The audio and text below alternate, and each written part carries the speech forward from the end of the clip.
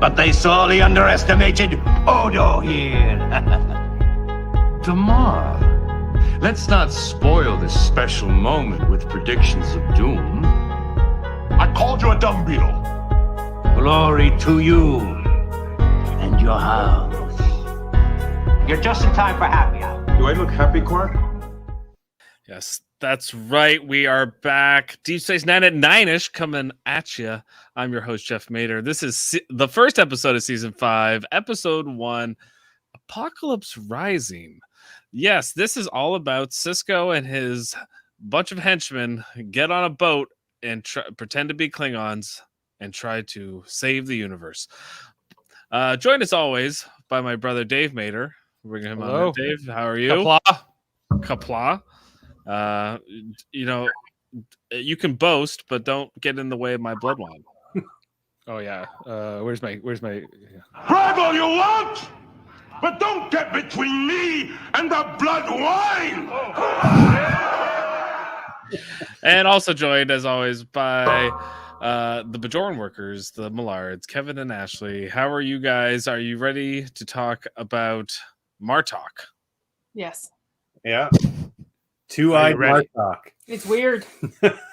It's a little weird with the two eyes, and he's not even the real Martok. He's a changeling, but we don't know that throughout the whole course of this episode until the end when we get the great reveal. But let's break down this whole episode. We'll start from the beginning. We get, I don't think they do this very often, but we get a whole recap of what happened in like last season, especially the last episode of season 4, where Odo is now a solid. Get used to it. In case you missed it, that's going on.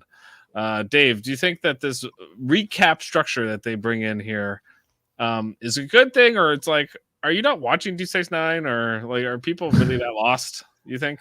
Well, I think that they played this like it was a two-parter, like it was like a cliffhanger conclusion, like somewhat like Descent or Best of Both Worlds, even if you will, but it's not titled like Apocalypse Rising Part 1 and Part 2. They're two different episode titles.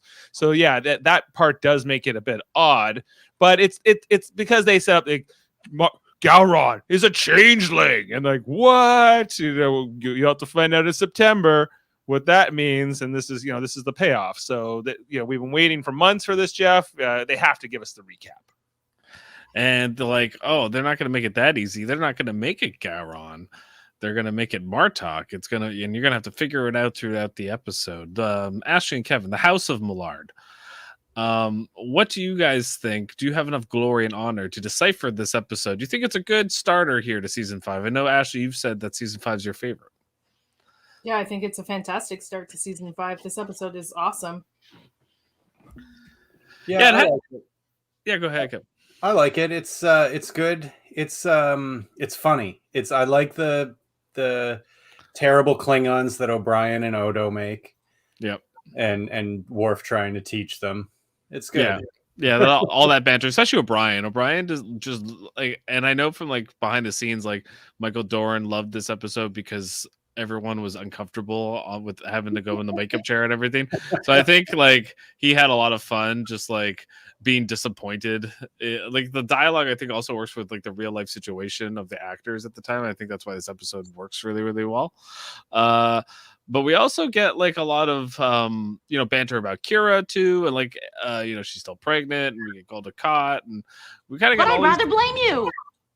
Right, and we get the Bashir, and again, that's also real world kind of inside joke that they're kind of doing throughout this episode, and I really noticed that. Dave, did you feel that way as well? Like it was like a lot of like, oh, the actors are actually, doing this, and it's kind of like interweaving that with throughout the episode.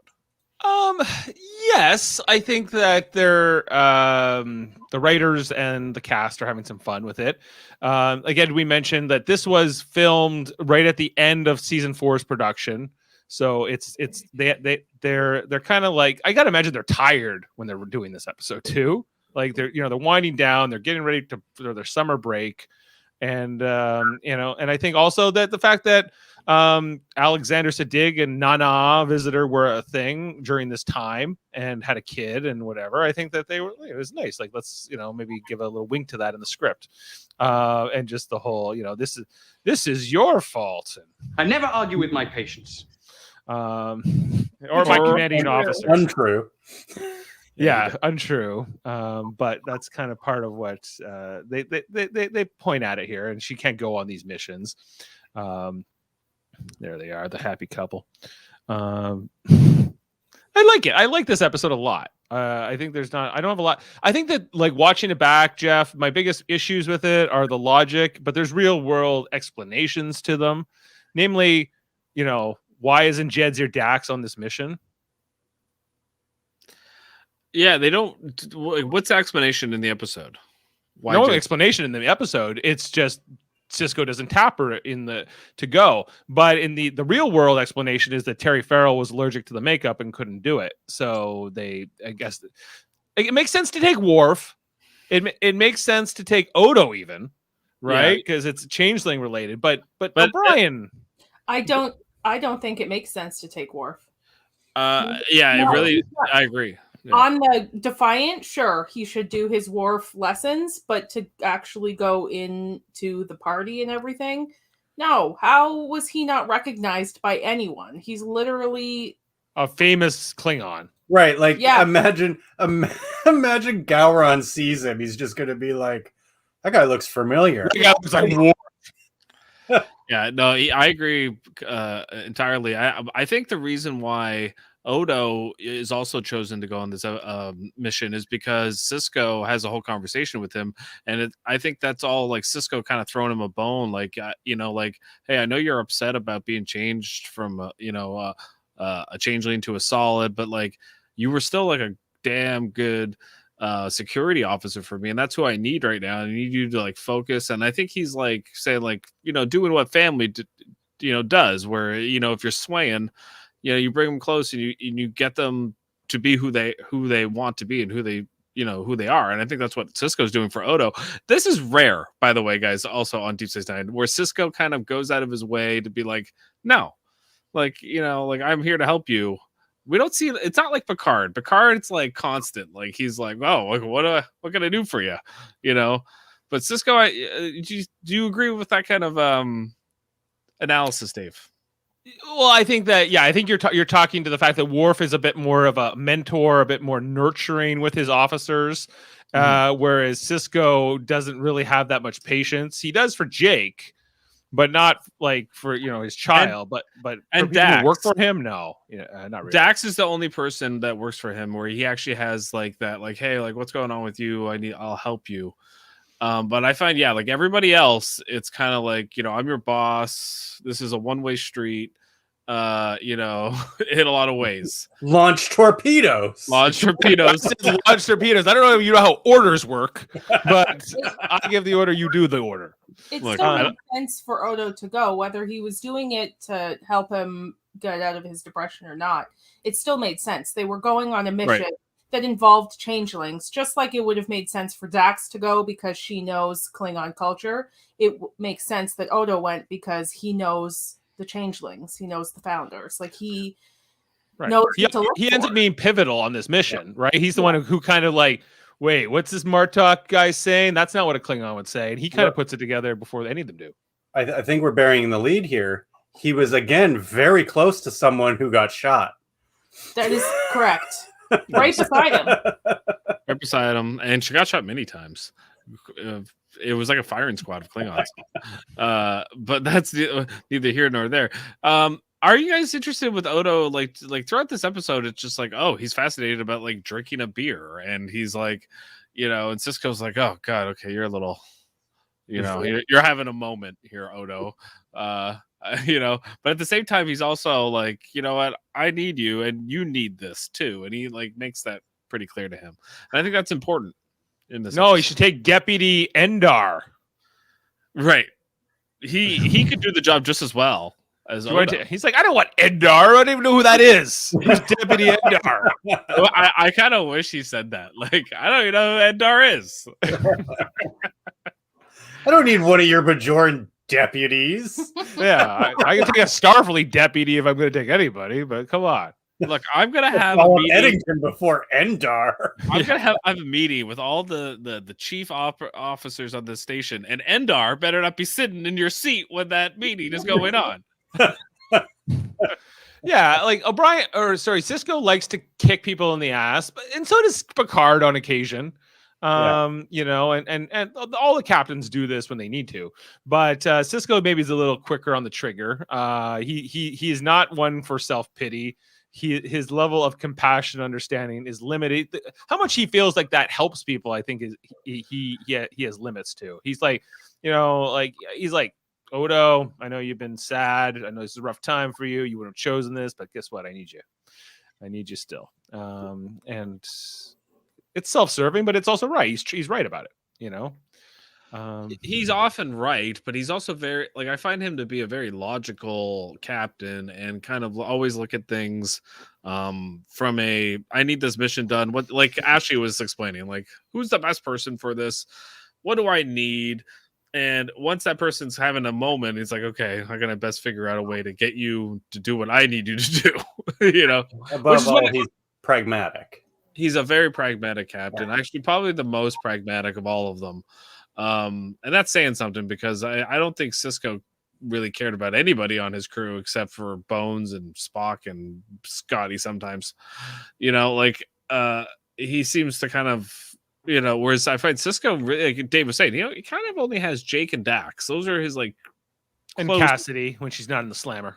Right. But like even Kira, like his first officer, is just like, I need you, you know, but it's the Bajoran thing. Stop sneezing and get back to fucking work. It's stop sneezing and praying and calling me emissary, and you know. Well, yeah, interesting you say that, because I think that there was an interesting, like, little dynamic they threw here at the very beginning of the episode between, like, this little bit of a standoff between I guess it's Cisco, no, I'm sorry, it's Kira and Worf, right? Because you know, he's like, well, I think we should go looking for them, because I guess they took a runabout to go talk to Starfleet Command about this thing that Odo said very publicly on the promenade, and then you know, near shot of Packlets and everybody else, and then he's like, well, and so O'Brien and Worf want to go get take the Defiant and go find them. And she's like, nope. Cisco said we have to keep the Defiant here to protect the station. He's like, this station could take out a fleet of ships. Are you kidding me? You know, he's like, you command the station, but I command the Defiant. I'm the first officer of Defiant. You're the first officer of the station. And but she technically overrides him here still, you know. But but I think that's an interesting dynamic. I don't think they explored that as much as they could have between those two, because they show up before we really see that. What would have happened, right? Like, I think Worf ultimately would have backed down here, but yeah, right. He's struggling because he's the next top-ranking Starfleet on the station, but also has to remember it's not a Starfleet station; it's a Bajoran station. So, yeah, and she's XO. He's not. But it's weird because Cisco outranks Kira, but he doesn't outrank Kira on the station. Right. So it's kind of a major and a lieutenant commander are parallel. They're the same. No, but Cisco outranks Kira. So he like when he's on the station, he's, you know, but so a Starfleet officer outranks a Bajoran officer there. But even though, like, on the station, though, the Bajorans have authority on the station. So she still supersedes him. When they make her a lieutenant colonel later, then she outranks Worf. But I actually, that's a really good point, though. Like, I know like Starfleet is operating the station, but it's strange that there isn't more Bajorans like working on the station that are like command. It's like only Kira. They're all in security and engineering, right? Like, yeah, like it is. I think they should have had another character. You know, that was Bajoran on the station, but they got Rom. Yeah. Rom's not Bajoran. I don't know if you know that, Dave. But he wears the uniform. He wears that ugly uniform with the wool. Yeah, well, so does Odo. But he's not in command. He's in engineering. I know, but he's in the Bajoran militia. But are you really advocating for more Bajorans? No, well, I mean, that's a good point. Back and you know, all these other boring Bajorans. It would have made sense to have somebody else that was like, you know, at Dax's level, that was Bajoran. You know, it would have made sense. But they didn't do that, which I find interesting. Okay, let's go through this table meeting that they have, where they bring out the Vulcan toys that will, eventually, hopefully, take down Gowron. And Polaron emitters, the Polaron emitter, they're prototypes. I mean, Yeah, they're kind of like what Star Lord went to take from from that planet to get the Power Stone. They're kind of like those. They look like the little ball that Luke was that was blasting him when he had his like thing down when he was learning the lightsaber. Yes. It is a Tinkerbot, a Vulcan toy for children. For children. I love the way he says that. Vulcan toy. It looks like they took Death Star toys and Oh, turned them gold. we got a question here, Jeff. Yep. Will they recast Jake Sisko if Captain Sisko comes back for some kind of new Trek, like what they did with Icheb? I don't think they could do that because I think Jake Sisko is like Sarah Lofton would be too recognizable. You can't like bring back like Donald Glover and be like he's now Jake Sisko. Everyone would be like that's not Jake Sisko. Like Right. You know what I mean? Like whereas I feel like Icheb he already had a weird nose, so you throw that weird nose at somebody else, and I think you figure it out. It's Jake Sisko. Remember me? I don't. Would they need to recast Jake? Would he come back? That's a good question. Yeah, I think the real answer, Captain RGD, is that I don't think you're going to get Avery Brooks back without Sarah Lofton. No. So, for better or worse, they had to recast Icheb because the actor is problematic. Is he? Oh, okay. I didn't know why they didn't bring him back. I thought it was just because he was not that good of an actor. No, he couldn't possibly go while he's getting his head drilled into by some Borg scavengers or whatever. Yeah, I mean, Icheb's not a. I mean, that's a good question. Who was in more Star Trek episodes, Icheb or Jake? It's got to be close. I think it's Icheb. It's got to be. It's probably close. I'm going to find out that, Jeff. Jake's in a lot more as we go along. Like he's in a lot more. He's grown up at this point. I don't think they have to worry about child labor laws and the whatever. But yeah, like in the later seasons, he's in it a lot more because they can give him a story instead of just being the 14-year-old kid on the station. He's there as a reporter and. Yeah, he's in every episode when he's the reporter on he's born in 2355, so he just turned 18 in the story in the universe because it's now 2373. So he's now 18. But how many episodes does he appear in? I wonder. Okay, so all right, it is interesting that Gul Dukat shows up on a bird of prey. That's going to be their way in on this mission to go infiltrate this Gowron Batleth party. And so you have Gul Dukat show up, and he's wearing Dave. I know you're already looking something else up, but if you have the picture, Gul Dukat's wearing his like formal dress uniform deal. No, this is his Klingon garb. Is that what he's doing? Why? He's basically killed Klingons and like taken parts of their uniform. Yeah, here I got a picture of it here. Where are you? Yeah, there, like you can see it a little bit there where he's talking to Kira coming down. Yeah, and it's basically like pieces of Klingon armor. He's like kind of attached to his costume. I mean, this is probably one of the more badass dresses like that. I always thought like when I was watching it, I was like, is that Cardassian stuff or like what's he wearing? Yeah, but that makes sense that it's all Klingon stuff. Yeah, it looks like Klingon writing on the. Well, it does look like Worf with the sash. Like what they always have on their spine at the back. His chest there.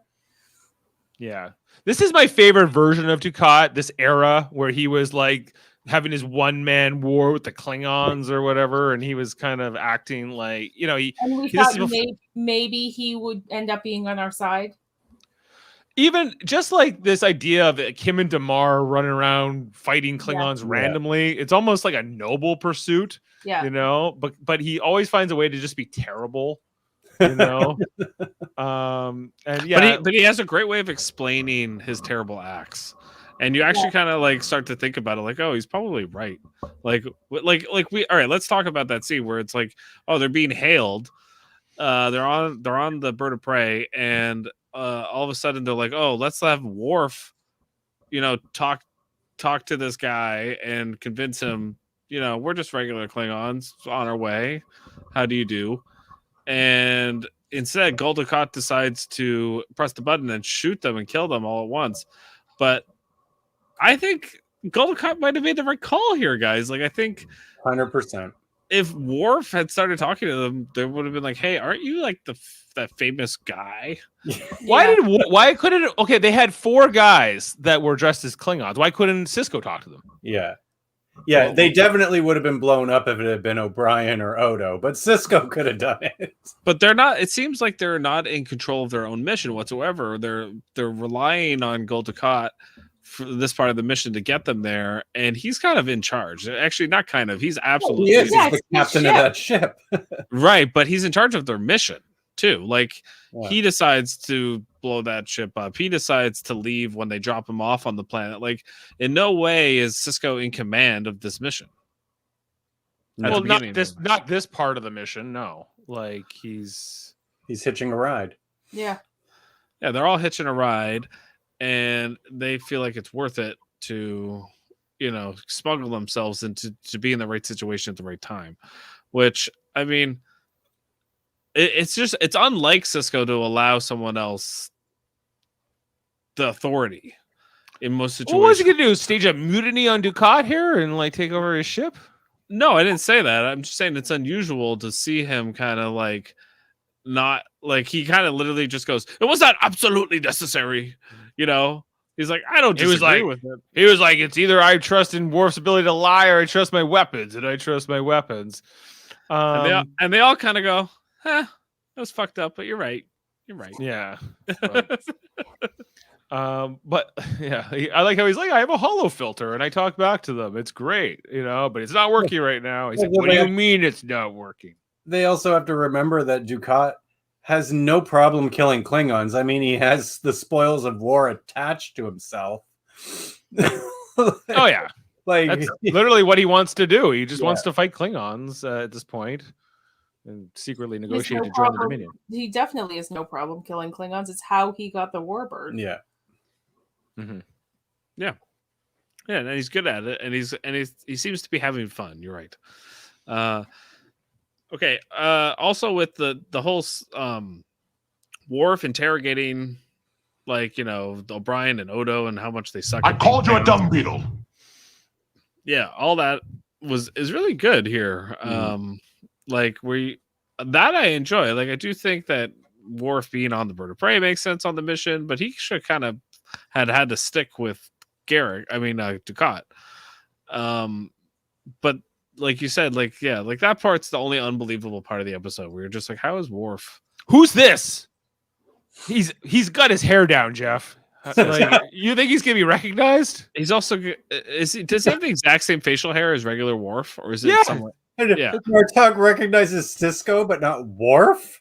Well, we saw in the episode with his brother, right, when Kern took on the identity of Rodek, his ridges were changed, and I think at the very least, Bashir could have surgically altered him to make him look like a right. But get him a different prosthesis for this episode. Yeah, that would have been. Is he wearing the exact same prosthesis? He's wearing everything the same. He's just Worf with a different uniform on. So it's like he's like Superman. He took his glasses off. No one knows who he is. He put his hair down, and now he's a different person. I never know it was him. O'Brien as a Klingon is ridiculous and in no way believable. The whole time, it just looks like Keiko's yelling at him. Like he's like looking at the floor, and he's all pouty. Like, yeah, but he seems like he's way out of his league. We have to the show Jaemeel. Jaemeel, if you're there. Oh, there he is. Welcome to D9 at 9ish. We are covering Apocalypse Rising. It's all about O'Brien, Odo, Worf, and Cisco go on a secret espionage to pretend to be Klingons to lure out Gowron as a fake changeling. What do you make of this episode? Glory to you and your house. And your house. I like it a lot. I don't know if that was my cue because I was fixing my headphones, but still, I liked it a lot. That was your cue. No, you hit it perfectly. Here's the thing with this episode. Really enjoy it. but I have questions. We've all had questions. Why is Worf not recognized by anyone? Doesn't make any sense. Longer hair. It's a different hairstyle. It's like He wore it down. Yeah, he wore it down, Jeff. it's like it's the Pretty in Pink. The She's All That. She's You all know? that. Yeah. Right? So for Klingons, you have to put in a ponytail, and it's like, Worf! Oh my gosh, it's you! Worf's all that. I know this face. Okay, actually, I want to talk about that one scene with Martok where he's interrogating O'Brien. He's like, where do I know your face from? He's like, Mempa? He's like, do we meet at Mempa? He's like, yo, Mempa. Dark deeds were sung that day at Mempa. Yeah, all that dialogue is amazing. But I have a theory about that. Haven't we already had the episode where the changeling pretended to be O'Brien on Earth? Yes. So is it possible that it's the same changeling that pretended to be O'Brien that is Martok here? But I don't think so. But when they like all goo together in the big goo lake, don't they like exchange memories? They do. And stuff? Yes. Like they know each other's stuff. So all of the changelings would know O'Brien. It will now forever be known as the Great Goo. The Great Goo Lake. The Great Goo Lake. Lake. The Great Goo Lake. I Great think Goo it's Lake. Goo Ocean. Don't be gross, Dave.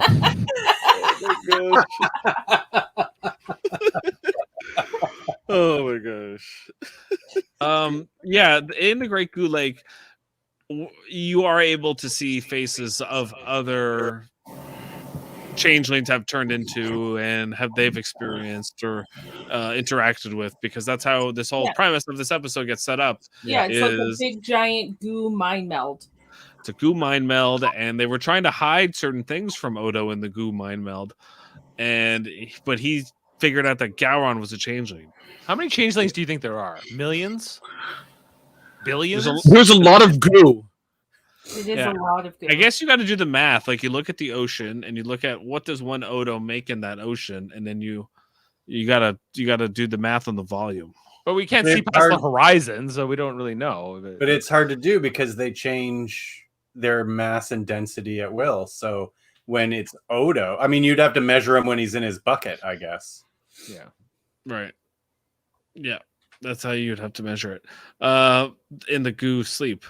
Okay, this episode has some good things here with okay, why do they always give Jake a scene on the top of the promenade where somebody comes up and says, "Hey, what's going on?" He's like, "Hey, check out." Literally these all people." Jake does.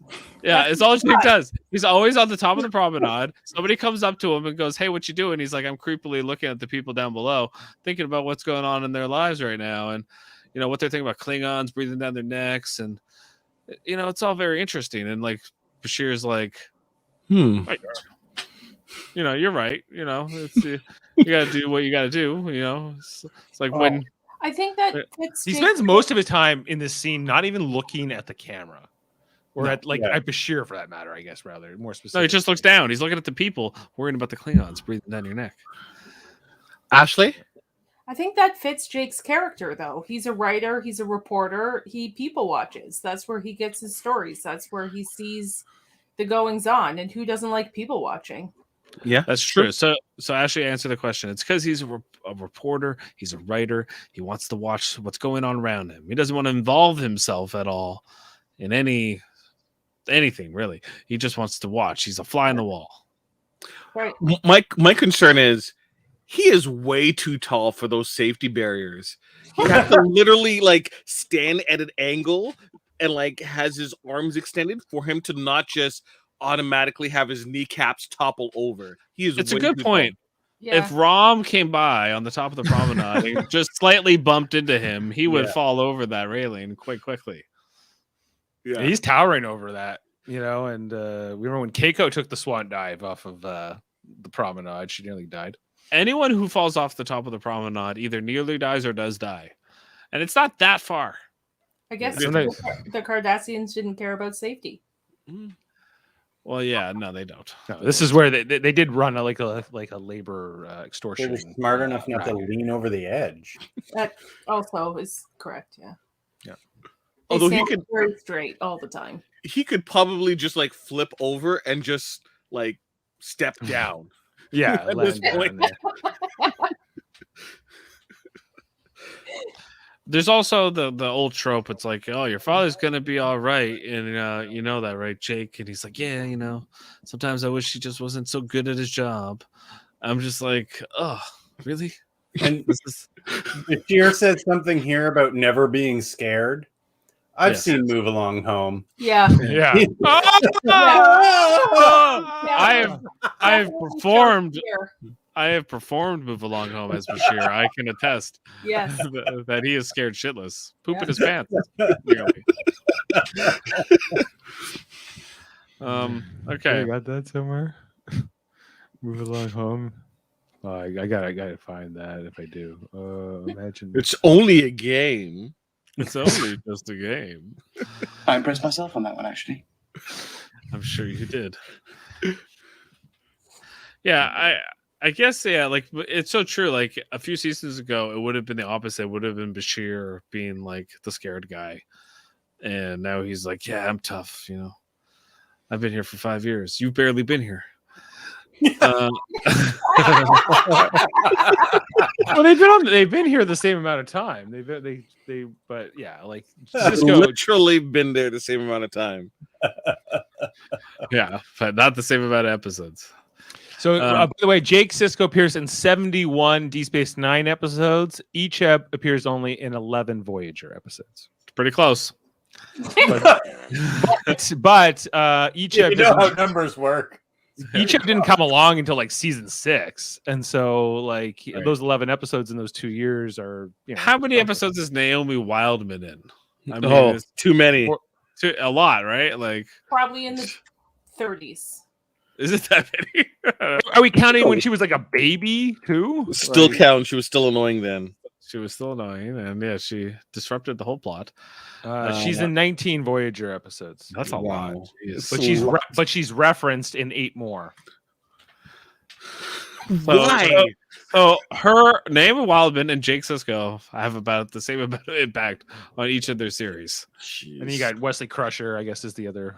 Crusher's had member. Crusher was in a lot of Easily episodes. way more episodes. Yeah. Yeah. Okay. Let's move on to this episode a little bit more, where they get onto the planet, they're ready for this Bat'leth party, and they're drinking blood wine, which looks like very diluted tomato soup. Fruit punch. Tang. Tang. Tang. It's like red Tang. I What feel like it flavor is of Tang. Is that red? I feel like it is Tang, and then they just have a red light right over the water, and they're like, that'll do. TVs weren't that good back then. It looked awesome back Yeah, then. definitely. Have all you want, but don't get between me and the blood wine. The way he says blood wine is amazing. And then he beats the guy up because he killed some guy he went to the cabin His old with. friend. He's like, yeah, he murdered my friend in war, I suppose. I have a fun fact about this. Ooh. The tankards that they're drinking from are spray painted measuring cups. Oh yeah, they do. They look just like measuring cups. They are measuring cups. Hold on, let's have a That's look. hilarious. Oh yeah, they are. They don't look very good, actually. The more I look at them, like that When is you just bad stare at production. them and you tell me what they are, I'm like, oh. Yeah. It's really bad production value. It looks like they're at the Klingon version of like a Red Solo Cup party. Like, Yeah. that's Yeah. kind of what it looks like. So they're like, well, we would have to give up the special effects sequence with Galdacat's ship, or you can have decent cups. It's like, we'll spray paint the measuring cups. We're good. Don't matter. There's the vat. Jeff, what do you think blood wine's made out of? Blood? Looks like water on the edge of the. I Yeah, would no, imagine very thin cranberry juice. I would imagine it's wine and like, yeah, blood. Lots of iron, like almost like Guinness, like, you know. It's got no bubbles. We know that. And no color. You can tell by the outside where it's splashed. Well, I think it has like a very light color. Like, Yeah, It's fruit punch. it should be darker and thicker. Yeah. right. But maybe this is the swill they serve the Brotherhood of the Batleth or whatever. Like, Right. They're gonna be drunk in no time, so it doesn't really matter. Yeah, it's like this is like the moonshine of blood wine. There is no finer vintage. As Martok will tell us later. Yes. There's a lot of great quotes from the Klingons throughout this episode. Watching like O'Brien and Odo pretending to be Klingon throughout this like party is Tahiti treat. quite Well, entertaining. Tahiti treat's too strong. A couple of cups of that.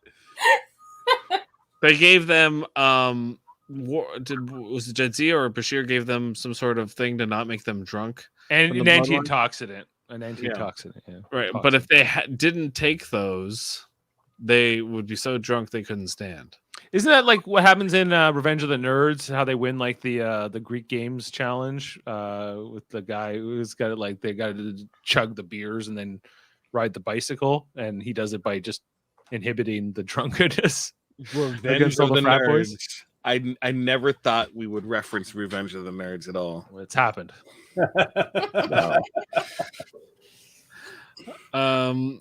Okay, yeah. But going back to the blood wine, like I think with the blood wine, yeah, I don't think this is a high vintage. I think this is literally a college frat party, and Gowron just shows up like at like college. When you get you pass, you get your degree. This is Gowron showing up and going, doing the commencement speech, and that's what it feels like. This is right. This is like getting like a Medal of Honor if you're a Klingon. But you got to be conscious to be able to get it. Right. Yeah.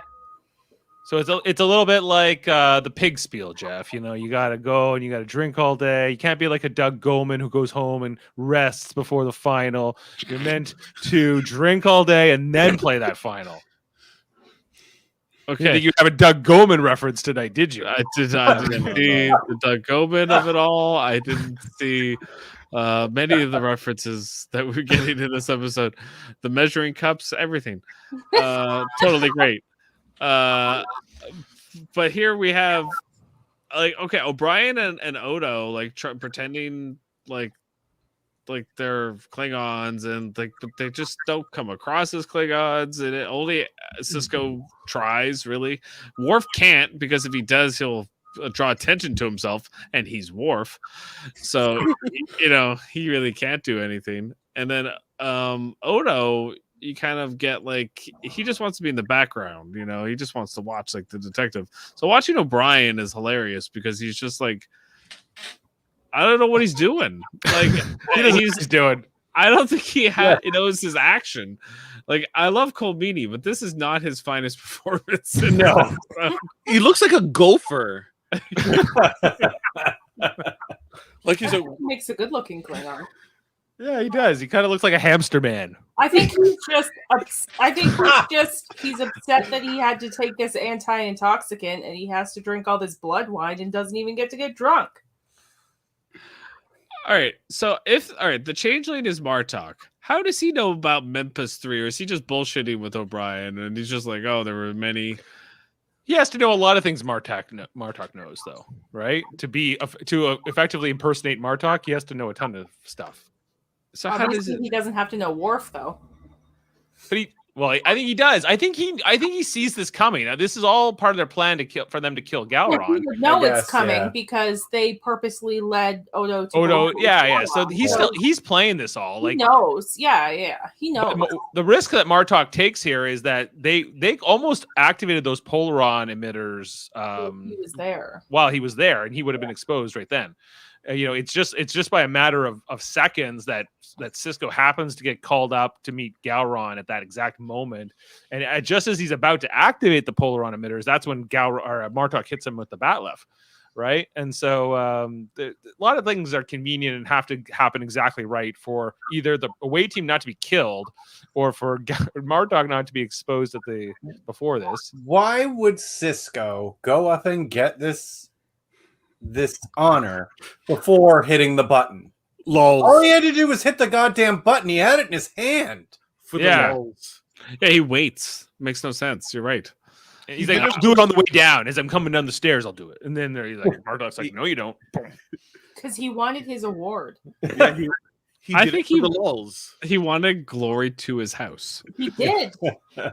Yeah. He's like, I'm going to bring this home for Jacob. You can say he got the bat. I left. guess, yeah, he would be the Thing. only human to ever receive the Order of the Bat Lab. That's right. I think that's It an probably interesting still is. point. I think there is something to that why Cisco doesn't press that button before. Maybe it was just staging, but I also think it has to do with Cisco's ego. I could see him wanting, he's like, what, Gowron's gonna give me something? It's pretty awesome. So That's your evidence. that is my evidence. Also, Gowron's jacket is pretty decked out. Like, I know he's the Chancellor, but damn. It's a ceremony. He has to, use his Sunday's best. Yeah, He's and the little- chancellor, man. He's a fashionista. And I get the impression he's really into these ceremonies. Yeah. Like Right. he is Yeah. loving presiding over this. Like he doesn't even kill Cisco right away. He's like, I'm going to have a party first, and when Yeah. I'm done the party, then I'll come kill you. You're not going to interrupt my fun. Because when they cut back to him before like the whole fight with Worf, he's just like up on the stage drinking, like telling jokes and party anecdotes and whatever, and yeah, he's just loving it, And he's just like, "What is this?" Here he is. He had his whole Freddie Mercury Live Aid performance all sketched out, and he's like, I can fit them just before the finale. But you gotta wait. a politician, too eager to compromise, too eager to talk. Yeah. No, he likes being the center of attention. He quite literally is in this episode here at the center of a circle, surrounded by everyone. He's just like, "You're the best, Gowron." Yeah, and he's like, "Give us that award. We want you to give us the award." Yeah, because they wanted to wait until the Kumite starts later on. That was the next part. Mm-hmm. Kumite, blood sport. Blood sport. Yeah. No. Kumamatara. No, Kumite. Oh, okay. So you're right, Dave. Cisco gets hit by Martok, and they're in a cage, and Martok comes down to say hello, and they're like, "Hey, what's up? Like, I know where Cisco and a bunch of my guys are here. Wasn't easy to find Worf, and here we have." He gets the two guys to go away, and they're like, "Okay, Martok, we know that Gowron's a changeling," and he's like, I don't want to tell you that, or I don't. Okay, maybe I've suspected. And they're like, oh, okay. He's like, how long have you known? Months, he says. Months. Wouldn't that make you suspicious? It's amazing to me how unsuspicious Cisco is in some ways in this whole conversation. Because of Martok, yeah. With Martok, but I think Cisco's like, I'm screwed. I'm in a cage. My mission's a blunder.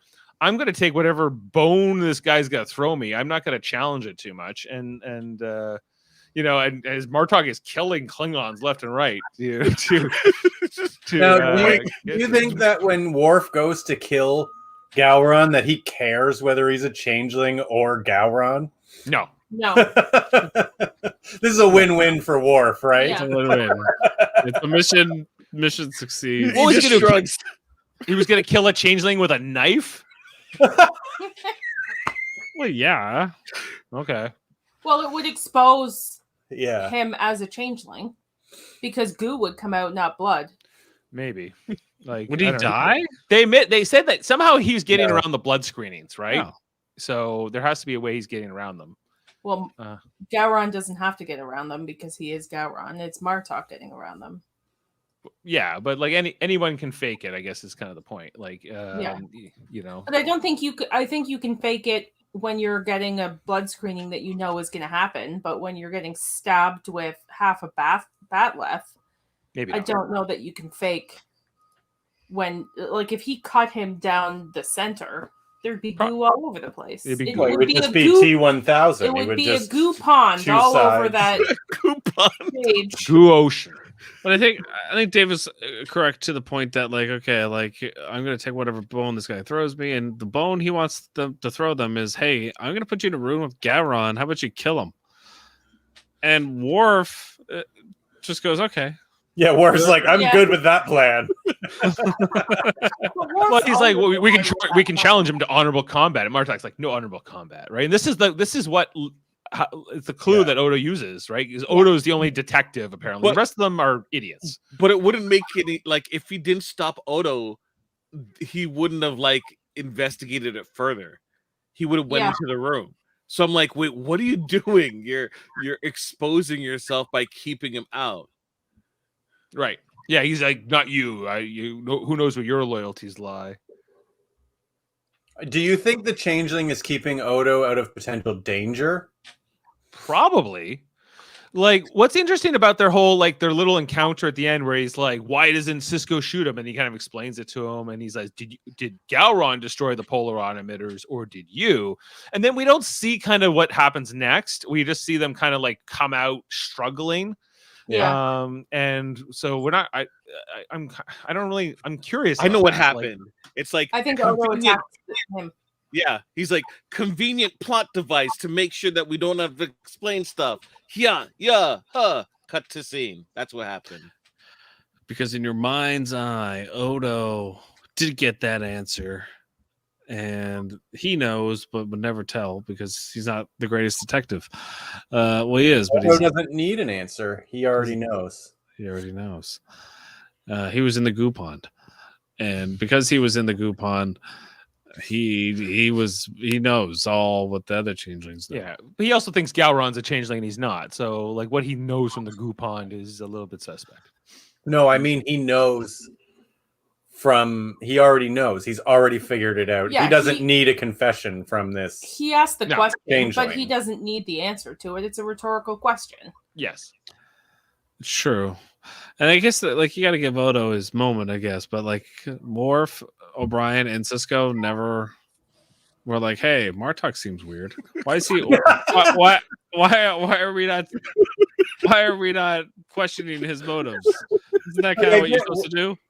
I get Worf. He was already bloodthirsty for fucking Gowron. But Cisco and O'Brien should have pieced something together. Something at some point and said like, "Hey, Odo, I think you might be wrong about the whole Gowron idea. Maybe it's this guy." Yeah. But Worf was like, can we just kill him anyways? Like, he's right there. We could just kill him. Worf's like, I killed my brother, Gowron. That's a layup. Like, the moment when they actually killed the changeling and he's the goo and they're all just casually staring at him, firing phaser pistols at him, and Odo sees it and he's like, "Oh, this is at least I'm not the one killing him this time. Can't change me but further into a solid. You already went full solid on me, and I guess this is the second time I've been involved in killing a changeling though, so there was that. I don't know what do you guys make of that whole moment where they kind of went, pretty hardcore on this. Why didn't you just stab him? Why didn't you just T-1000 him? Why in this still that Dave just put up? How did he fail at choking him? He seems like he has all the ability to like pop his head off. Well, that takes time. It takes time to choke someone. True. Yeah. I guess He only had a few seconds before they started shooting him. I still think it has to do with the not wanting to hurt him. Yeah. Seriously. Like changelings, founders don't hurt other founders. Yeah, or they get turned into solids, and he doesn't want to be turned into He doesn't want to be a solid. But he actually could have. He would have to like bubbles and poop. Yeah, he'd rather die. He'd rather get shot by about 20 different phaser pistols than drink non-carbonated beverages. Yes. Yeah, this was a gangland association or assassination if I ever. I felt like I was watching Sons of Anarchy for and then he just oozed all over the crowd, all over everyone. I was thinking of like RoboCop, and right, they didn't have squibs, unfortunately, where he's just getting shot. Yeah, he's like, bah, bah, bah, bah, bah, right? I found it off-putting. I've never seen a Klingon firing squad. Like they're all about their edged weapons. Yeah. Yeah, It was weird This- to see I- them all. right. shoot at doing him. this. But they I do feel all like- carry disruptors, Yeah. so I felt like this should have been what the Romulans would do, like. But yeah, I guess this makes sense. What are they gonna do? because Like run up with their bat lifts and cut Goo Man down the middle? that would be glorious. They would have wouldn't it? frozen him first, and then like Oh, yeah. Terminator You 2. gotta put him in like the liquid nitrogen. Yeah. right. Yeah, Yeah. that would be the only way. That would be a way they could do. If you that. cut him in half, he's like a worm. He just becomes two. Yeah. Oh, I actually had a question about: is Bashir changeling Bashir? Do we know? No, I don't think he's at this point. I think it's too early. So we don't know exactly when. No, not exactly. We know it's before the uniform change Right. because So- when so Worf why- ends up there. Why do Garrett. we not think it was him, like the changeling Bashir, this episode? I just think I don't think they made this switch this soon. Like I think that too much has to happen still, right? But they already have Martok, right? So the episode we learn that he is the changeling is in Purgatory's Challenge. That's the 14th episode, right? Okay, so we will be on the watch here in season 5. But that's 14 weeks away, right? I still think it's possible that he was a changeling in the 4th season finale, and he's the one that poisoned Odo. There you go. There you go. Thank you. I still think it was Garrick. It wasn't. It was Wei-Yu, guys. It was the girl. It was Leave the her Bajor- alone. No, It was- Stop it. Stop it. Right. I think that Garrick brought her. No. And- yeah, absolutely. Me and That Kevin are episode is too weird. It's too out of character for Garrick. Garrick did it. Wave's dead also by this point. Okay, but Garrick if did you guys it, and the writers didn't even know. if you're right, and it's Changeling Bashir at this point, that means that like Changeling Bashir is the one who went with them on the trials and tribulations, which will be coming up in a few weeks too. Yes, he's very weird in this episode, though, Dave. Like his character doesn't seem the same. Like yes, he remembers a lot of the same things and he can interact with the other people, but I do find like his facial reactions and like the way he's playing it, I'm like, there's something off with Bashir. That's how I feel throughout the episode. I'm like, oh, he could be a changeling. And But I know even he's like not- the episode nor the battle to the strong, that's also Changeling Bashir. see, like this is the problem. This is why I don't think they made it clear. The only thing that's clear is that he's swapped out before the uniform change, which is the episode called For the Uniform, which is where he goes after Eddington, right? Yep. And which episode is that? That's the 13th episode. Okay. So- All right. Well, fair enough. But Time. but I might not. Maybe it's just Bashir's weird. But it might And- just be between 2 consecutive episodes too, and we don't know how much time was between It's that. possible. You know, Yeah, like it's not 100% clear, but it's you get the impression he's been in. Well, they say when they let him out of that solitary confinement, like He's the been real there for a Bashir, while. he said he's been in there for a month, right? In solitary. We have to check the star dates. Yeah. I just find the way they shoot Bashir throughout this episode and his facial reactions, I feel like is the same way he plays when he's the changing Bashir. And I just see a lot of the same like mannerisms. And I may that's just how I feel, like the way I'm watching this. Oh, I'm sorry. No, performance. the uniform change happens in Rapture, which is the 10th episode. So the switch with the changeling Bashir has to be before the 10th episode of this season. And you're saying it can't be in this first episode. I'm not saying it can't be. I just think it's unlikely. Like that. I think it's unlikely. It's before.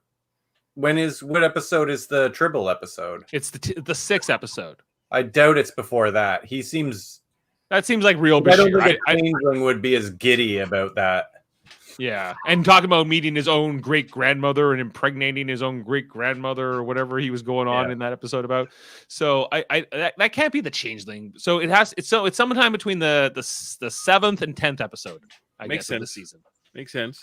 All right, we'll be on a watch out for that for the rest of the season. Because I do feel like he's different in this episode, and maybe they didn't realize they were going to do trials and tribulations that early, and then maybe that's just an outlier of an episode.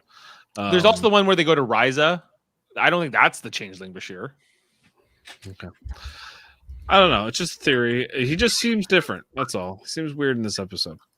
Okay, so we also like just the way he looks at certain characters, and he has this strange smile on his face a lot of times. And I don't know, I'm just watching his mannerisms. I'm like, okay, he doesn't seem.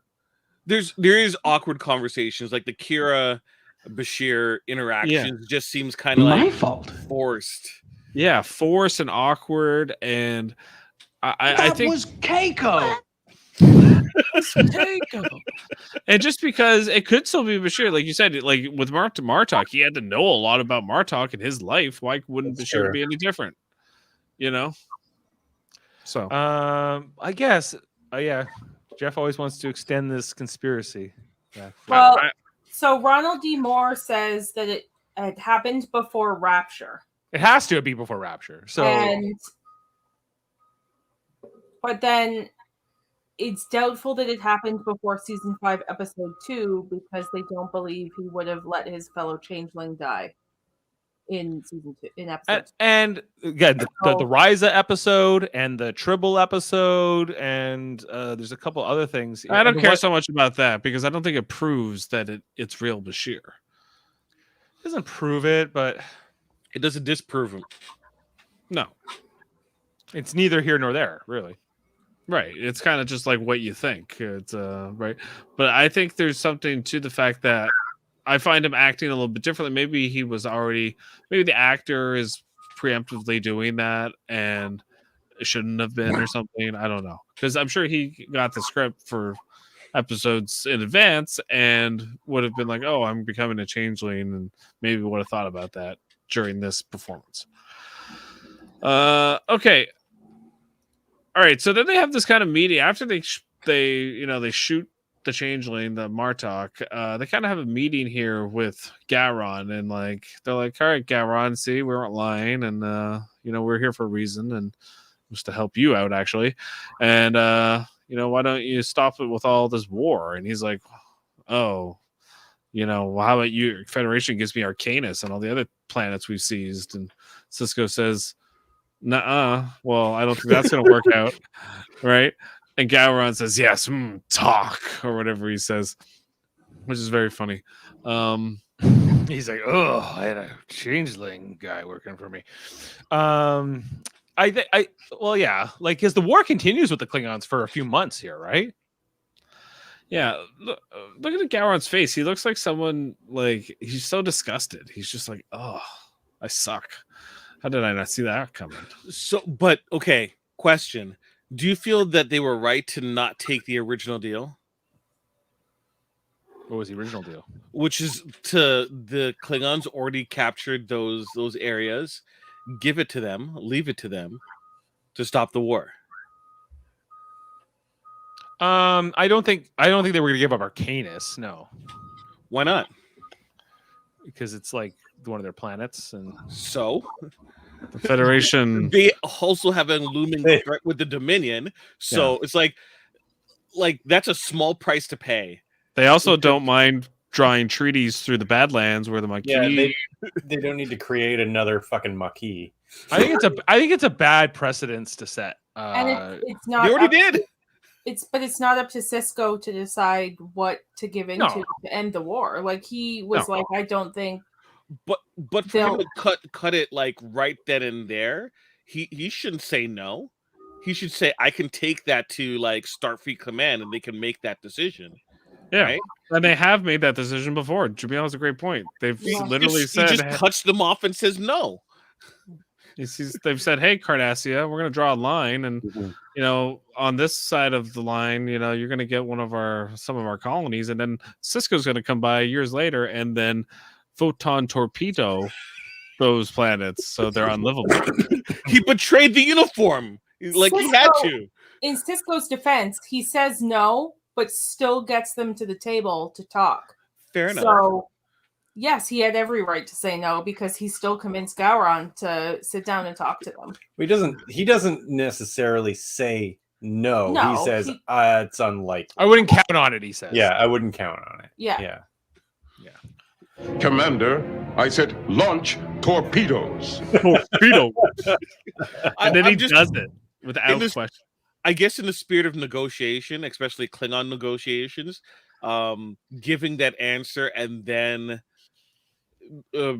like pivoting to a compromise is better than saying, well, I'll talk to Starfleet Command and see if that can happen for you. That would seem a little bit of a weak-willed and not really a battle of wits that would be enjoyed. Mm-hmm. Yeah. I don't think he was going to go for that. So yeah, like it's not up to him, but if it was up to him, I don't think he would make that deal. No, he probably wouldn't. That's a good point. That's pretty much the end of the episode, though. Like, I didn't. Am I missing anything? That's kind of what kind of happens at the end there, right? Well, the beginning, Odo's choice not to get a new face, Jeff. Yeah. We talked about this last week, and it was basically because they like to keep the same character because they're selling toys, and they can't be changing them up. They should have kept him looking like this.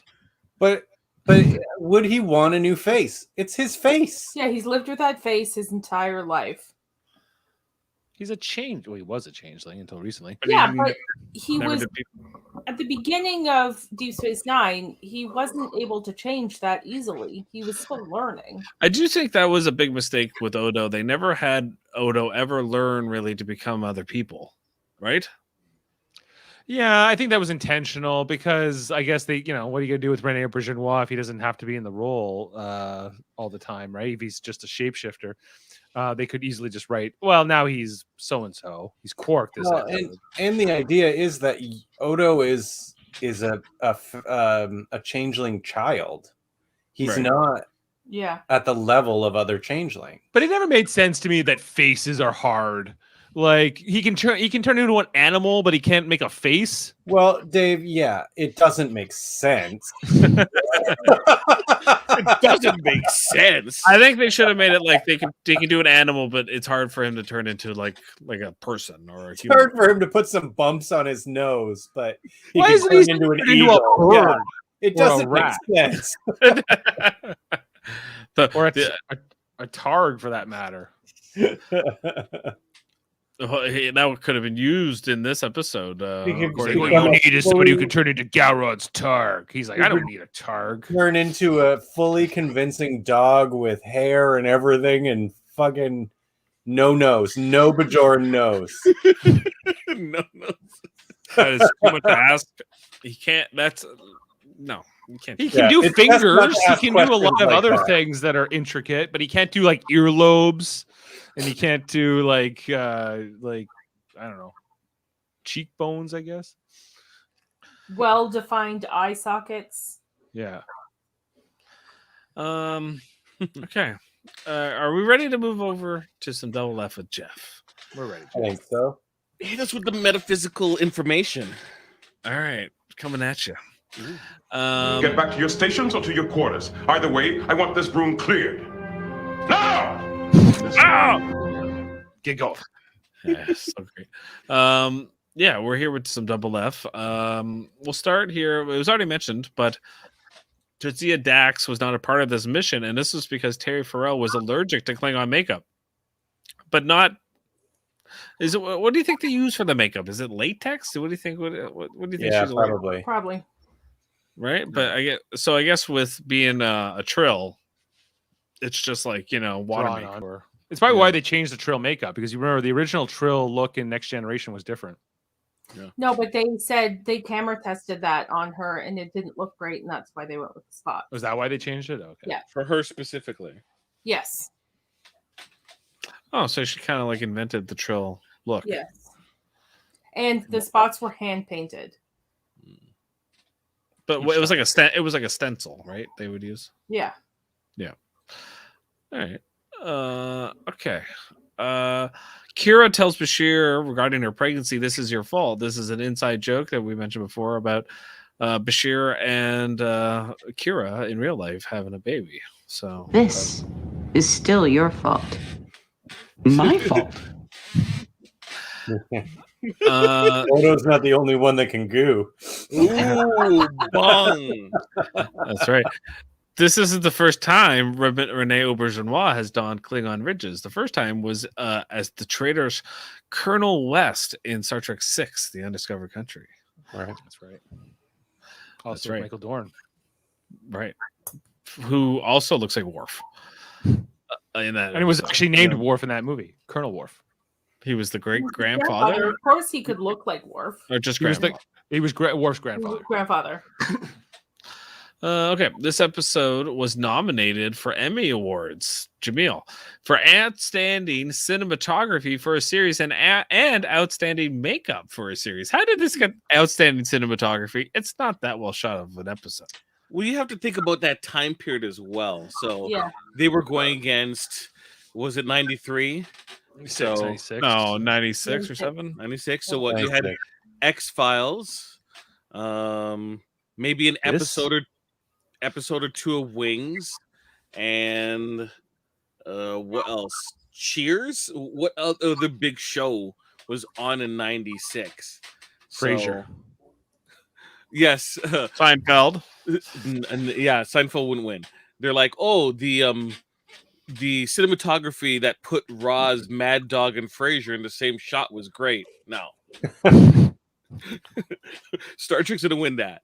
And there was probably an issue with David Duchovny that year, so that's why X-Files was exempt from that award. Babylon 5. Well, Babylon 5 does not get awards. Babylon 5 won all kinds of Independent Spirit Awards. But no Golden Globe.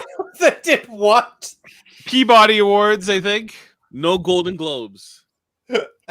For people that were forced to watch Babylon. It was 5. conspiracy by the big studios against Independent Spirit Awards because only one person watched. Yeah. Dave. what? That Independent had spirit. And that's why it's good. It had all kinds of stuff. It is in this episode where it is explained in Sisko's absence, Kira is in command of the station while Worf commands the USS Defiant. They make that very clear in this episode. I'm sorry, Babylon 5 won 2 Emmys, a couple of Hugo Awards. Don't forget Saturn Awards. I'm sorry, you guys. How many Golden Globes? I'm very sorry for this. No Golden Globes. Exactly.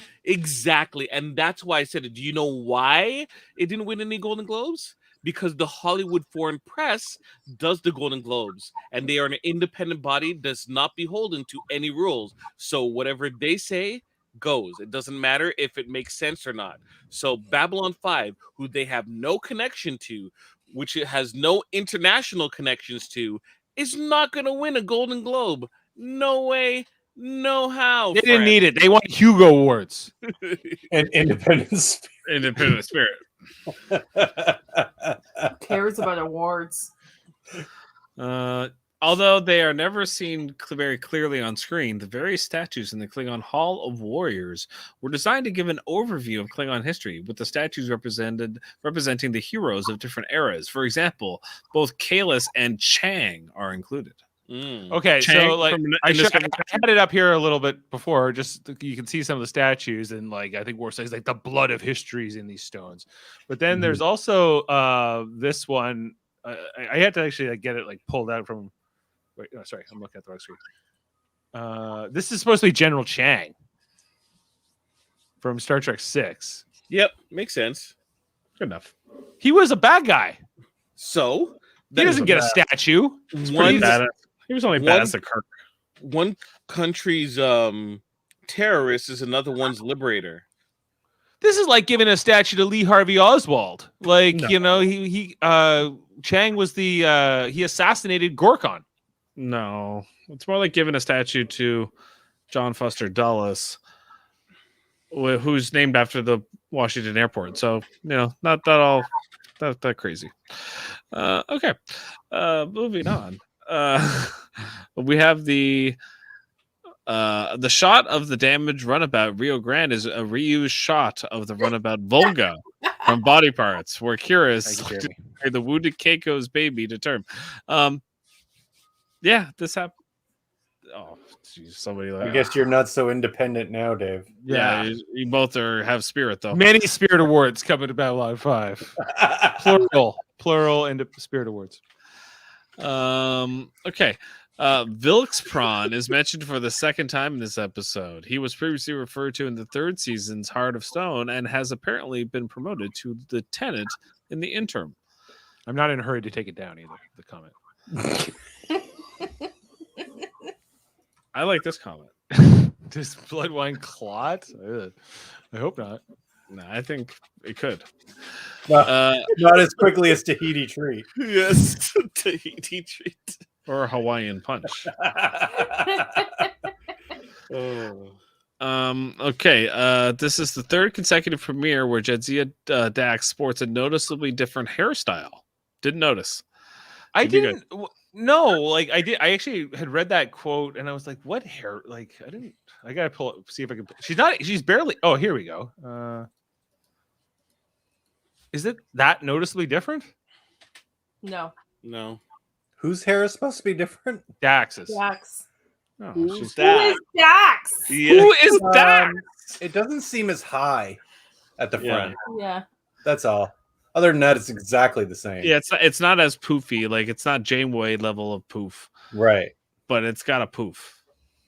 It's got Like, some. don't pull back. Like it's the same. Yeah. And who cares if they wear their hair different?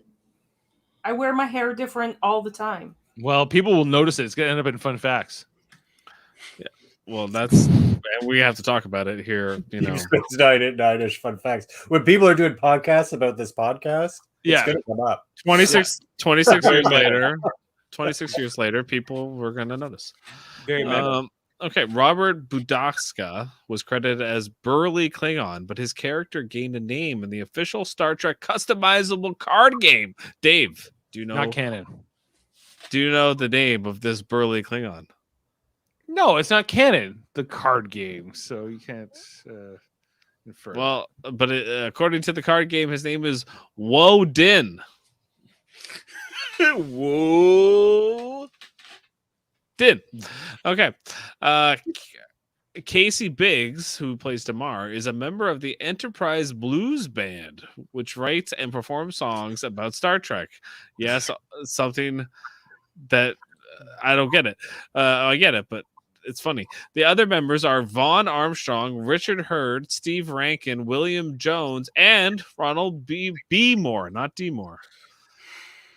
Biggs plays the rhythm guitar and sings some of the backup vocals. This is the second appearance of Damar, right? We kind of glossed over it. There was that quote I played at the front where he's like, "You're all gonna die on this mission." Yeah, I love Damar in this episode. Let's not spoil this special moment with predictions of doom. You know, I'm just thinking ahead of some like the great Damar and Ducat scenes we will get.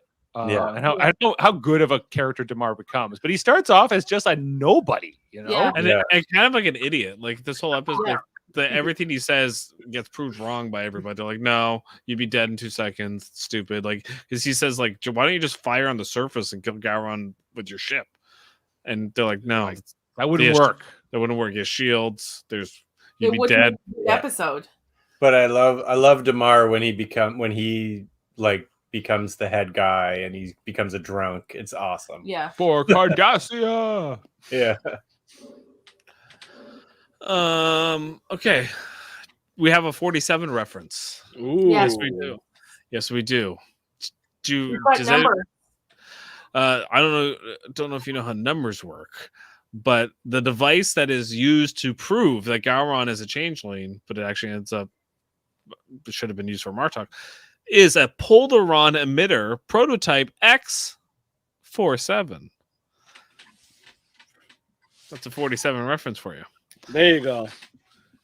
Eat it up, Dave. Eat it up. I mean, it's a thing. Dave can no longer be mad at the number 47 because he got a point in trivia because of the number 47. Ooh. It's true. And on my pad, it says number 47 as well. So yep, they're all about 47 references here. It's not. I still don't get it. It's like such a random number they picked out of nowhere. I think it means that you could say that about every number. True. It's not a random number. It's a joke that one of the writers put in because of a mathematics teacher that he had in university. Why is that a joke? Listen, it's math humor. It's math humor. It's math humor. Yeah, you wouldn't get it. It doesn't add up. Yeah, you just don't know how numbers work.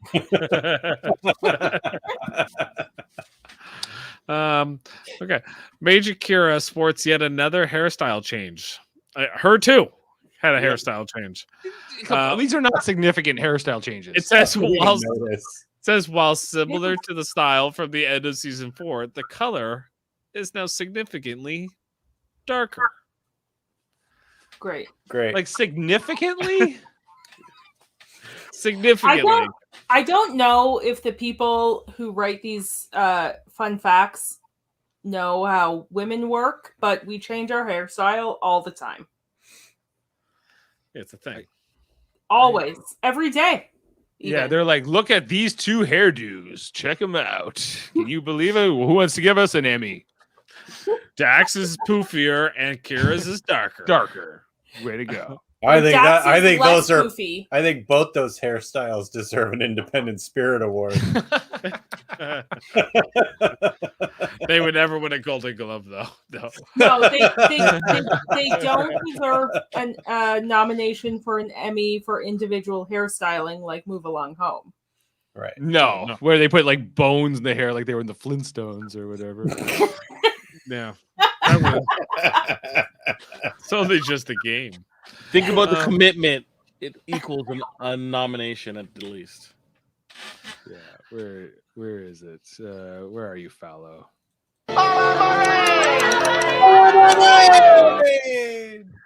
It's only a game. Only a game. Everyone laughs. That's the best part of it. Like that. Okay. Gavron tells Worf that he should have killed him when he had the chance, as he will not get another. Despite this, Worf gets another chance in a future episode, tacking into the wind. Similarly, you should have killed me when you had the chance. I promise you won't get another. While Gowron's elimination would have paved the way to Martok's imposter succeeding him as Chancellor, the real Martok eventually does just that. Yeah, he does it anyway. He is the successor. Worf kills them. Yeah, it just happens in a different year, I guess. Basically, yeah, they just had to wait a bit, and then it worked out. Yeah. You know, so and that's it for Double F and Jeff. We're ready to go over to the ratings. All right, thank you, Jeff. Let's bring up the ratings as we start season 5. Guys, we have a new board there. All right, let's bring her up. Jeff, you want to start us off with the first rating of season 5? I'm like an 8.5 on this one. 8.5. All right. I'm going 9. I'm going 8.5. 10. Ashley?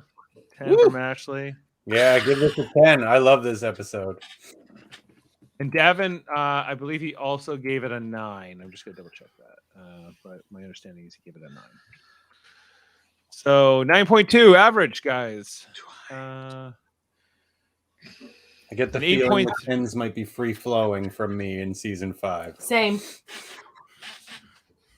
Like literally, the episode finished, and I looked at Kevin, and I was like, "This is going to be really hard to watch week to week because this is my favorite season." Yeah, because you want to keep going, right? I just want to binge watch it. Yeah. I love this season. Season 5 is so great. Yeah, like good. Yeah. Well, so far, it has the best rating of any season, but it only has one episode. Season 5 of Deep Space Nine is the best season of Star Trek ever. There you go. Yeah, it's hard to really beat it. I mean, there's always season 3 of Voyager. Am I right? We're gonna have some bad episodes, though, right? No. For going with Voyager, you'd also have to go with season 5. But what comes out? 5, Okay, yeah. Jeff, what is the first episode of season? What's the second episode of season 5? What comes right after this? It's the ship. It's the episode where we get Jackie Childs as a Jem'Hadar, which is amazing. Yeah, and so yeah, we get basically they're trying to take over this Jem'Hadar ship, and then the wave. Oh, with the woman Vorta. The woman Vorta comes down, and it's like, I'll trade you, and they won't trade, and then That's a great Ramirez episode. dies. That's the 100th episode of Deep Space Nine. Yeah, it's a good one. But yeah, there's just there's a lot of good episodes in this episode. That was a big deal. I remember when that came out, that episode, because they're like, this is the 100th episode, which meant they had made like some kind of syndication milestone. Yeah, like that's that 100 is the milestone for getting syndication. Right. So we made it. We can retire. That was the goal of every Star Trek series, was to hit that syndication. Yeah. Do you know who didn't? 100 episode mark. Enterprise. Yep. They never made it. Looks like Lower Decks will. Oh yeah, they got renewed for their 4th season already. Yeah, they're a bit different though, like because these are hour-long shows, whereas Lower Decks is like a 20-minute show. Also, syndication isn't such a big thing anymore. It's not. No. Right. No. But back then they thought it was a big deal. I disagree. I think syndication is still important, but it doesn't have to hit the 100 episodes anymore. It doesn't have to, but the shows there's specific shows that just hit that sweet spot in terms of viewership, like The Office and Seinfeld. Right. It just cleans up, right? Yeah. Those numbers still. Yeah. Yeah, it's true. Like that's why they're so coveted by like on Netflix or an Apple or whatever, and they're like, oh, come, it brings people to their streaming services now. That's kind of what the new syndication is. But the problem is, nobody's like, I gotta see Babylon 5. I'm going to Netflix. Nobody does that. I don't think Babylon 5 is on it. That's where you can get Babylon 5. You can get it at where? HBO Max. Well, that's why. Yeah, it's buried. It's not buried. It's being remastered. It's being rebooted. Babylon 5 is new era is coming, guys. But we live for the one we die for. It's on HBO Max in the States. Is it on Crave in Canada? No, it's not. I haven't seen it on there. I own the DVDs. If anybody wants to check out Babylon 5 on DVD. So now I'm going to go to you for the DVDs. I don't think I've ever clicked around on TV other than on maybe Space back in the day where Babylon 5 was just on. It's been criminally buried by the conspiracists, Jeff. Like, right. Right. Okay. All right. I'm more on board with How many seasons is it? 5. Oh, apparently it's streaming on Discovery Plus in Canada. It's too many. They're not all good. Not all the episodes are good either. I will say. Well, no, not all the episodes of Star Trek are good either. That's just an ad. No. You think like a show like Lost, right? Like that went 6 seasons. Do you think that was the same with them? Like even like they wanted to make 100 episodes and originally they only wanted to make a 3-season show, right? Like Lindelof and them, they only wanted to make 3 seasons, and they were kind of like forced into doing 6, but they really didn't. They didn't think that. Which I think is kind of silly. I feel like they could have told a better story than they did, but in the 6 years. But who am I to say? I mean, everyone has their own opinions on that one. Expose changed everything. Yeah. Expose that was in like season 3, wasn't it? I like that episode. Well, it's like one of the worst regarded episodes. It's that and Jack's tattoos are considered. That's a bad one. Jack's tattoos. No, both of them are. Expose is a terrible episode. Oh, I understand. Other people don't like Expose. I'm okay with Expose. Expose has some great actors in it. It's just Nikki terrible. And Pablo, yes. Nikki and Pablo. They got buried alive. Yeah, they were good. And the guy who plays Pablo is in so many different things. Like he's in Westworld. He was in Westworld. He was Xerxes in 300. Yeah. So he's pretty cool. Yeah, no. So, Jack's tattoos are the worst. So as Super Mater Brothers made it to syndication. I don't know. They crossed the syndication threshold, Dave. We're not getting any calls for our syndication, but we're on hiatus in the Super Mater Brothers podcasting because there's no reality show or anything else right now. Marvel wise, we did Hawkeye some time ago. We talked about Hawkeye, and I guess the next one we'll be talking about is Doctor Strange. Literally 2 weeks ago was Hawkeye. 2 weeks ago, yes. March. It was January the 5th.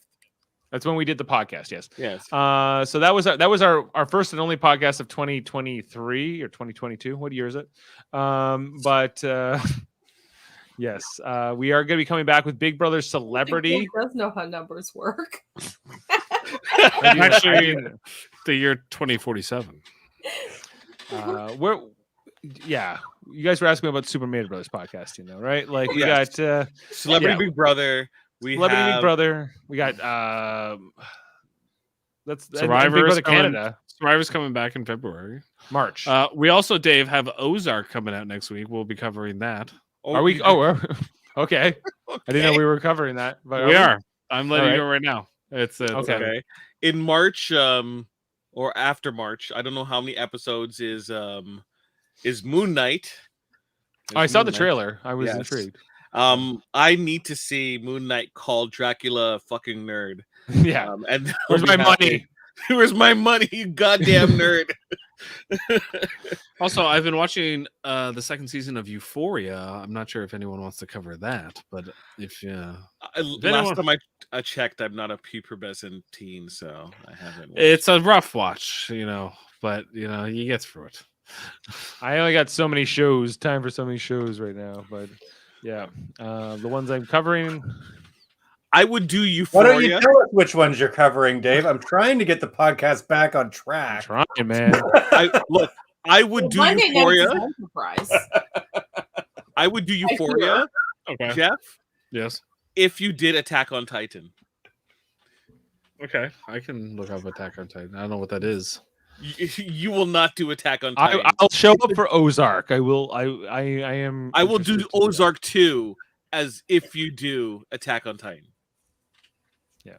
But Celebrity Big Brother is imminently coming up in just a few weeks. We don't know who the cast is, but we will be talking about that. You haven't heard the guest announcements? I heard that Boston Rob is a rumor. I don't know if that's true. New York from that's a surprise, right? Flavor of Love. I don't know. There's all kinds of discussions going on here. If Why don't you ask me? New York from Flavor of Love is going to be on this season, she's getting kicked out. She is definitely getting kicked out. She'll either spit on someone or she'll attack them. It's great.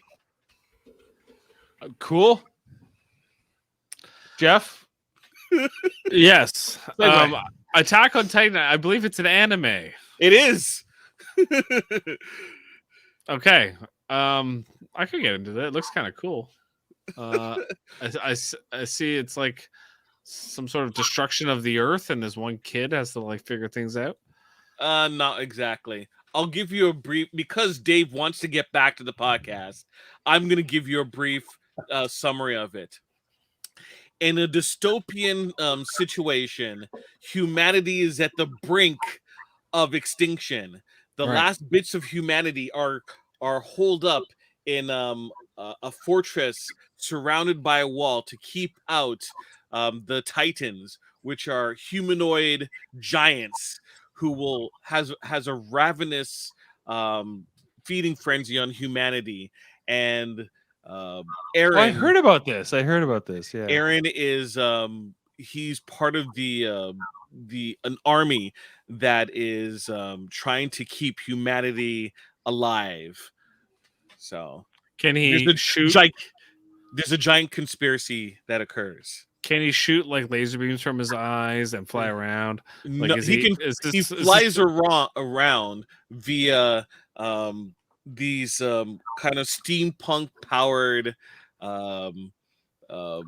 these like strings that attach to walls, and they use it to web sling, and then they use swords to cut the nape of the Titans. That's the only way to kill a Titan. Oh, okay, interesting. I'm trying here with the it sounds like the Eternals a little bit. You got these deviants running around, big giant Titans. You gotta only can kill them one way. Nope, and that's with the power of love. I don't know. I'll check it out. I'm gonna watch it. It's basically the anime called Your Favorite Character Dies. Okay. Oh, okay. So it's Game of Thrones anime style. Worse. But worse. Okay. Dave, I think Dave wants to continue this podcast. Yes. Well, no. What is there to continue, Dave? I mean, what's coming up? We need to talk about. It's called signing off. We have to wrap up the show. So wait, I heard Mondays we have Enterprise. Yes. I think Kevin's touch the sky. That's right, Jaemeel. On Mondays, we talk about Star Trek Enterprise. Kevin Millard, Jody Simpson, Adam Woodward, and myself. We just talked about the episode. What was the one we did last night? Breaking the Ice. It was with Vulcan snowmen and whatever. Yeah. It was a pretty good episode. Archer sucks. That's Kevin and I have come to the conclusion that Archer is the worst captain in the history of all Star Trek, maybe all science fiction. And so I haven't seen Babylon 5. I don't know. But the rest of maybe, and then Thursdays, we're gonna be, right now we're talking about Star Trek Prodigy as it's continuing its first season. It was on hiatus in December, but it is back. We are going to be covering the rest of that this year. We got about 3 episodes left. I'll be covering that with Davin Skelhorn and Jessica Chan on Thursday nights. Then we'll be going back to Star Trek Discovery. They'll be coming off hiatus, and we'll be wrapping up that 4th season with Adam Woodward and Michael Chan. And I think that will end just in time for the new show, Star Trek. Well, it's not new. Star Trek Picard's 2nd season will be kicking off March 3rd. And Jameel's excited. I think I'm also covering that with Jody and Adam. And then Star Trek Strange New Worlds will be coming out in May, guys. May 5th will be the debut of Strange New Worlds, only 3 years after we last saw Captain Pike and Ensign Mount on Star Trek. It's the 2nd season of Star Trek Discovery. But hey, spinoffs take time. And they'll be coming out, and we'll be covering that as well. Star Trek Lower Decks, Jeff, got renewed for another season. That's exciting. Yes. Star Trek Discovery got renewed for another season. Lower Decks. Strange New Worlds got renewed for another season, and we don't even know if it's good. That's not exciting either. They just need content. They just need content. That's all they care about. I don't want just content. I want something good that I can enjoy and cherish. Lower Decks. And also, you should check out Star Trek Radio Theater. I have been working tirelessly away for a few days now on the edited version of our read from December, Star Trek First Contact. I almost have it done. And so when that comes out, I will move on to season 3 of Star Trek Radio Theater. But this has to happen first. Commander. So that's a lot of fun.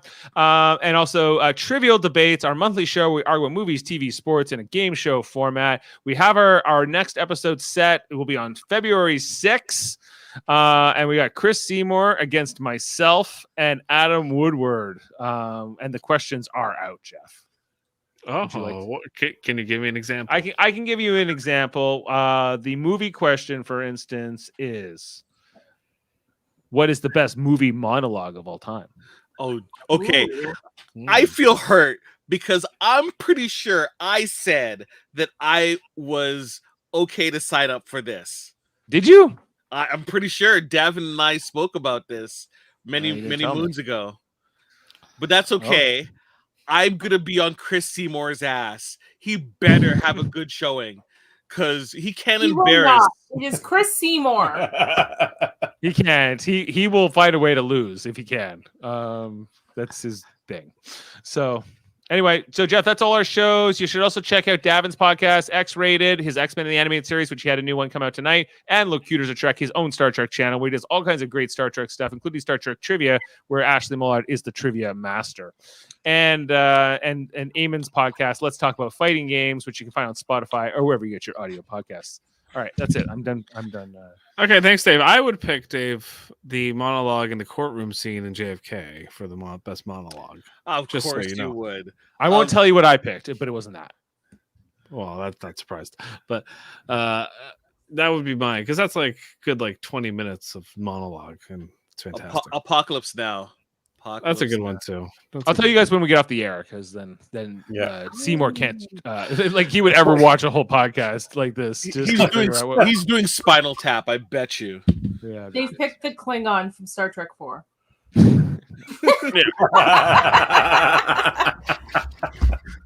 Okay, well, thank you all for joining us here on Tuesdays 99. This has been Apocalypse Rising. Join us next week where we are covering the ship. For all of us here at Live Long and Podcast, I've been your host, Jeff Mader, joined as always by my brother Dave Mader, the Bajoran workers, the Millards, and Jaemeel Robinson. See you next week. I've enjoyed your company as always, but it appears it is time we said goodbye.